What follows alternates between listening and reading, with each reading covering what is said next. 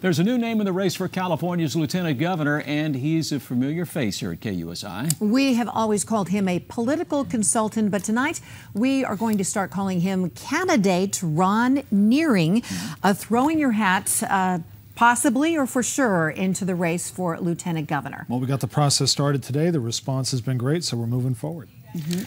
Let me ask you this. Gavin Newsom obviously would be the challenger on the Democratic side. I mean, Gavin Newsom has won. He's a lieutenant governor now. He has the union support. He'll probably have Governor Jerry Brown's support. That is a very formidable opponent.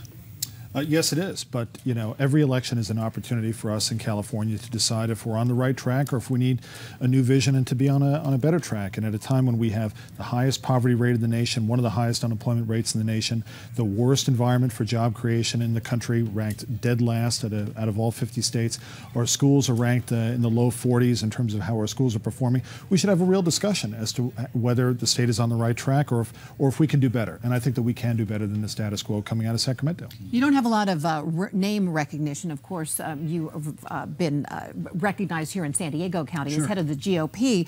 But Gavin Newsom, as Alan said, you know, he has national name recognition. And plus, Democrats are registered to vote much more than Republicans. You really are an underdog in this race. Well, sure. Any Republican running as a statewide candidate in California is going to be the instant underdog. But name ID, all that comes later after we're in that runoff going into the November election. People know Gavin Newsom's name. People know my name as well, and then we can have a real discussion on the issues. And I think it would be great to have a discussion as to whether do we need to reform California taxes or we should keep them the highest in the nation. Do we need to have some regulatory reform and to have some reforms to clamp down on frivolous lawsuits in California that make our state the #1 judicial hellhole in America, or should we just leave it the status quo? Let's have that discussion, and that's what elections are all about. The Republican Party in California needs to be the party of bold reform, and we need to put one bold reform after another on the table and have a discussion about it and challenge the Democrats to do better. How do you propose to do that, though? The Republican Party is coming from so far behind in the field. I mean, not just in putting candidates out there for governor, voter registration. I mean,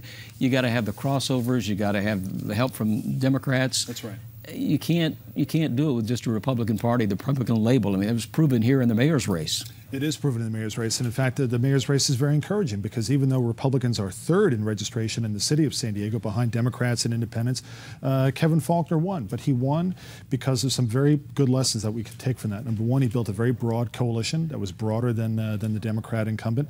And he was the pro-reform candidate, whereas David Alvarez was the candidate who opposed managed competition, opposed pension reform, opposed the type of reforms that will move the city in the right direction that we're moving forward. So you hope to use some of his political strategies in your campaign as well? Well, we demonstrated that we can win in San Diego with the right candidate, with the right message, and I think those lessons are lessons that should be applied across the state of California. Well, let's face it, despite being the #2 job in the state, the lieutenant governor has relatively little power, a small staff, low pay.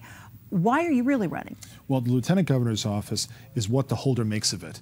It has very little power on a statutory level, but it is still the lieutenant governor of the state. And so therefore, it does have the ability you can use that office as a platform to advocate for the type of long-term reforms that we need to make California competitive again. The legislature is bogged down in the myopia of the day-to-day sausage-making grind of the legislative process.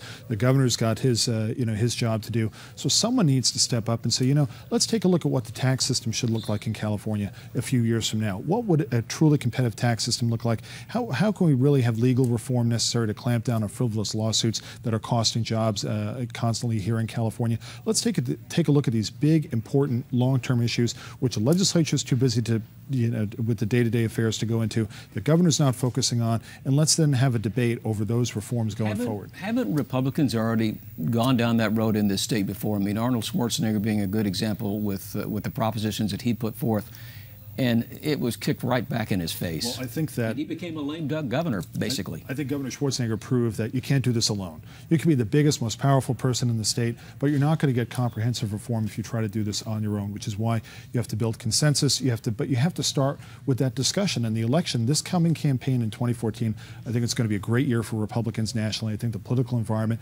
is moving more and more in our direction all the time.